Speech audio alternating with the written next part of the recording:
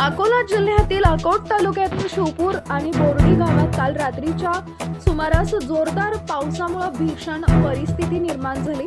विशेषतः बोर्डी गावातील भोगाव नाल्याला आलेल्या प्रचंड पुरामुळे एक संपूर्ण घर आणि ग्रामपंचायतीचे नुकतेच बांधलेले सार्वजनिक शौचालय अक्षरशः वाहून गेले। हा थरारक प्रकार गावकऱ्यांनी मोबाईलमध्ये लाईव्ह कैद केला असून व्हिडिओ सध्या सोशल मीडियावर मोठ्या प्रमाणात व्हायरल होत आहे। व्हिडिओमध्ये स्पष्ट दिसते की नाल्याच्या नदी सदृश्य रूपाने प्रचंड वेगाने येणारे पाणी कसे घर आणि सार्वजनिक मालमत्ता वाहून नेत आहे। ग्रामस्थांनी अनेकदा नाल्यावर संरक्षक भिंत बांधण्याची मागणी केली होती, मात्र ग्रामपंचायत व ठेकेदाराने हे काम अर्धवट सोडून दिल्यामुळे ही आपत्ती ओढवली असा गावकऱ्यांचा आरोप आहे। त्यामुळे ग्रामपंचायतीच्या बांधकाम दर्जावर गंभीर प्रश्नचिन्ह निर्माण झाले।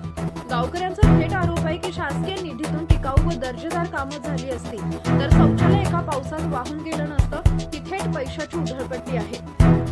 तातडीने या प्रकरणाची चौकशी करण्यात यावी, दोषी ठेकेदार आणि ग्रामपंचायत अधिकारी यांच्यावर कारवाई करण्यात यावी। संरक्षक भिंतीचं काम पूर्ण करून भविष्यकालीन धोका टाळावा। जर पावसाचा जोर आणखी काही तास टिकून राहिला असता तर या परिसरात अधिक मोठ्या प्रमाणावर जीवित व वित्तहानी झाली असती। सुदैवाने पावसानं विश्रांती घेतल्यानं अधिक नुकसान टळलं। पूर नियंत्रण यंत्रणा आणि स्थानिक प्रशासन अपयशी ठरले का? ग्रामपंचायत आणि ठेकेदारांवर कारवाई होणार का?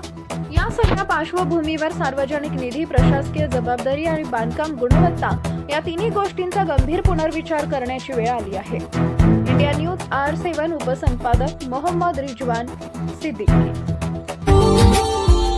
Subscribe now and press the bell icon. Never miss an update.